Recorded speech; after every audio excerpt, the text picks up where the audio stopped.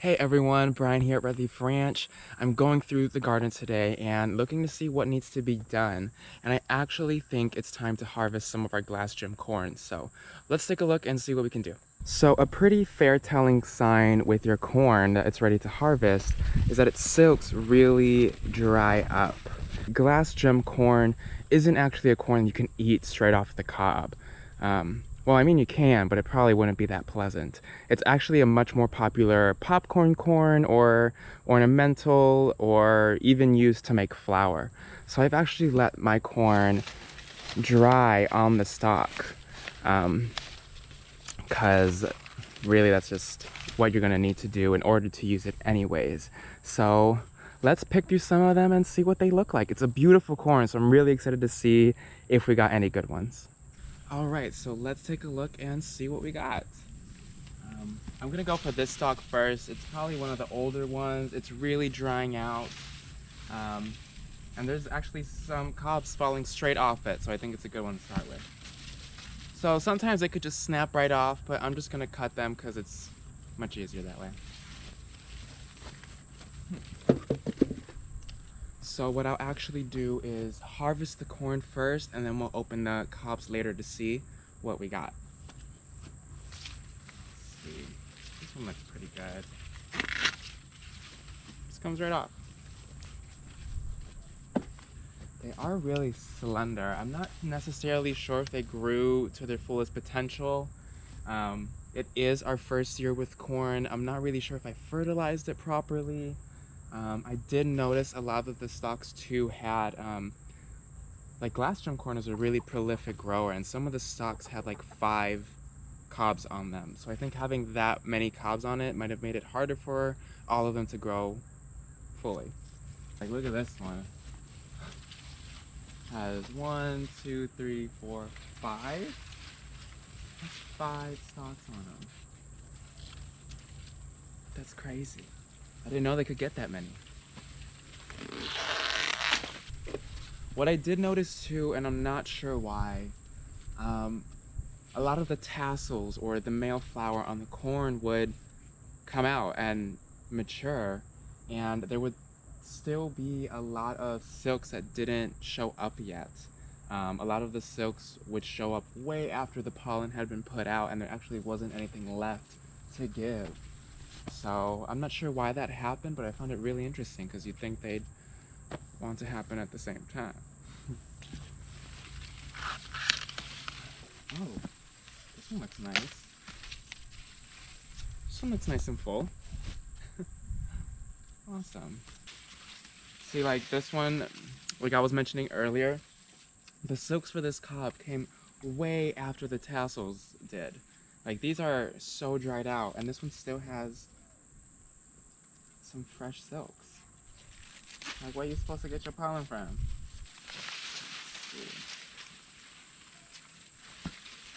Alright, these look promising.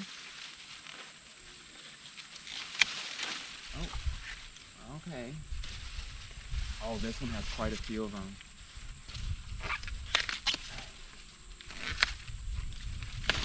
Oh. Not the most graceful, but these look pretty good.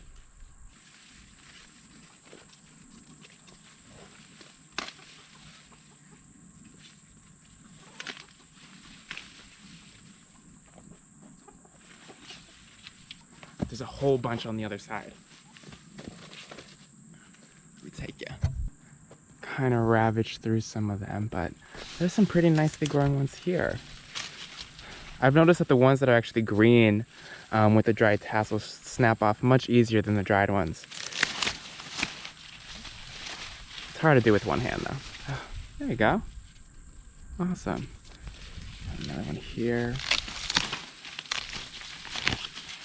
Sweet. Oh, just dropped it. Oh, here we go. This is a nice one.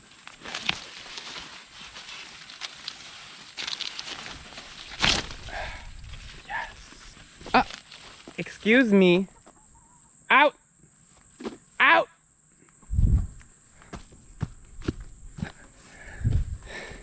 Out. Let's go. That's skedaddle. Thank you.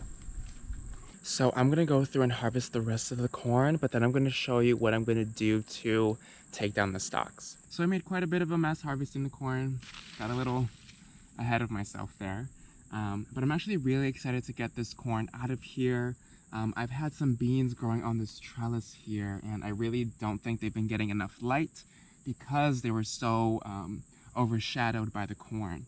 So it'll be really nice to clear this plot up, probably plant a bit of cover crop here and let that die off when the frost hits, and then let it fallow for the season and prepare it for spring. What I'm actually going to do to get it out of here is, rather than remove the corn from the root completely, I'm going to cut it at the base and leave the root system in the ground so I don't disturb the natural ecosystem and the balance of the soil, I'd say. And it'll decompose over time and release nutrients and stuff like that. I think it'll be really good to just leave it there. When I'm ready to plant, I'll do a layer of compost and a layer of mulch as well, so it really gets buried in there and can be incorporated into the soil.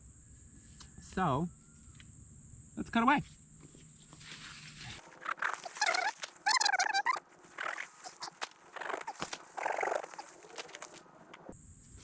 I actually want to show you guys this. So I don't know if you've ever seen the roots of corn, but they actually rise out of the soil and burrow themselves into the soil again. And I think it's just a way to like expand themselves, but because corn is a super tall plant, I think this really adds that support that it needs, because it's expanding its base, so that when it gets windy, you know, tall things have a higher tendency to blow over. I think this really helps it keep it grounded. See that one there? It's like really out there. Super cool. Oh, side note, but look at these over here for the black corn. They can get really gnarly. Super cool. All right, back to it. Ooh.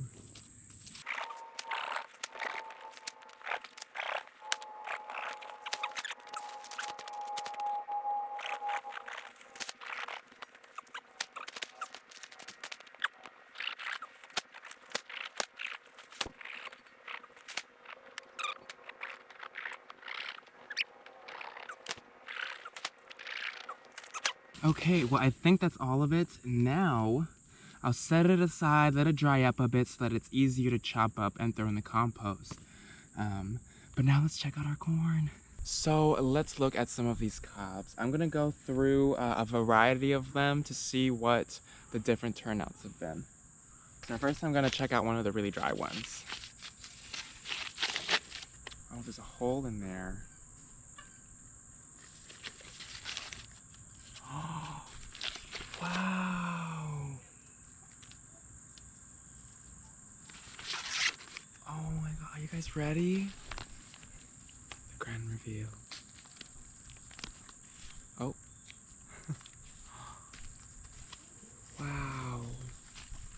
So something definitely burrowed in and ate a little bit off the top, but the rest of it turned out so beautifully.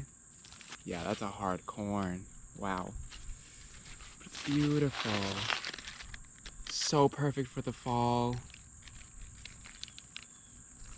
Wow. And I'm not worried about opening these, because as soon as you open the corn, I think they start fading away and getting closer to going bad. But again, I'm gonna set these in the dry house, probably gonna hang them upside down and have them drying in there for a while. And a few of you asked me about the dry house, so I'll give you a little tour about what we have going on over there. But this looks great. This one looks pretty good. Another hole. What is getting into the corn? Imagine it's some kind of like caterpillar or something. Oh, okay.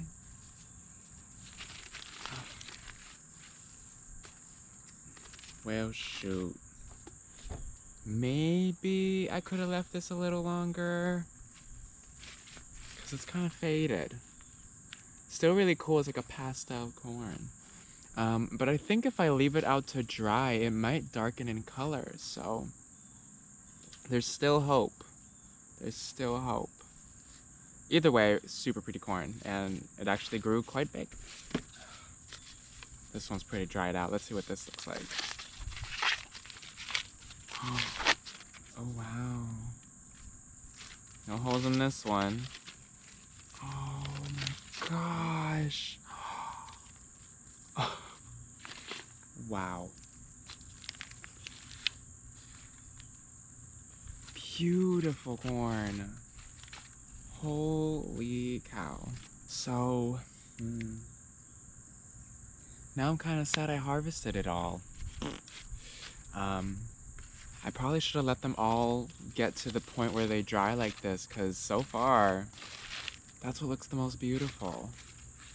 It looks amazing. Oh, this one's pretty dry. Oh, it's already kind of open though. Hey, don't eat my corn. The chicken's already trying to get at it. No, stay away from the corn. This corn ain't for you. The other corn will be. Okay? Oh, wow. This one's really cool. This one's like gel-like. Oh, something definitely ate in here. What could that have been? But the colors on this one are super cool. Wow. Look at that.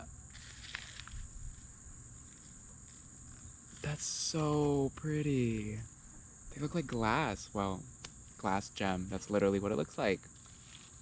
Like little gems. How fun. Oh, this one turned out so cool. Look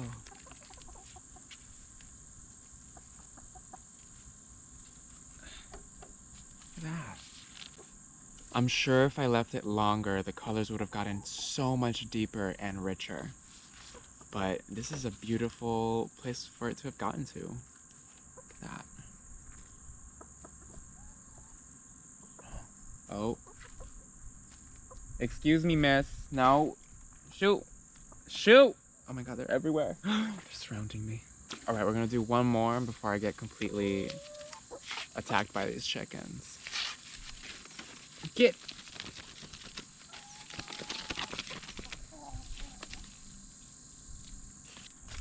Oh, this one looks really promising. Okay. Oh, this one got like very, almost looks like, I think it might be hoppy corn or Hobie corn or something like that. But it's a very blue and yellow corn, and that's kind of what this turned out like. Interesting. Wow. So glass gem corn is a must grow in the garden. It is absolutely beautiful. Now to figure out exactly how to prepare it properly. I feel like a lot of them I am going to use ornamentally. I would love to decorate with these around the house. Some of it maybe even grind it up and use it as flour, because I love using corn flour. I'm Colombian and Puerto Rican, and in Colombia, corn flour is an incredibly popular thing to use to make corn tortillas, corn pancakes called arepas, another delicacy called empanadas, where you deep fry this little like pocket of corn flour with like veggies and meat inside. It is delicious. So it'd be really cool to make my own flour to do something like that. That's our glass gem corn. I think next time I grow it, I will definitely know to let it get to the brown dry stage, because from the looks of it, that's where they get their most vibrant. I got a little ahead of myself. I was a little impatient, but next time I will just wait a little longer. Well, I hope you guys enjoyed this little walkthrough of harvesting our glass gem corn. It was such a beautiful corn to grow and to watch grow. If you guys enjoyed this video, please give it a thumbs up and subscribe. And if you have any tips on growing corn, please let me know. It's my first year gardening ever in my life. So the more I can learn, especially from you guys, I would appreciate it so much. We're all in this journey together. And if you like this video, please share it to just let other people know that they're not alone in this journey. There's a world of gardeners out there that are new to this, that are learning and that are growing, but we're doing it all together. So until next time, I'm sending you all so much love and light. Take care, everyone.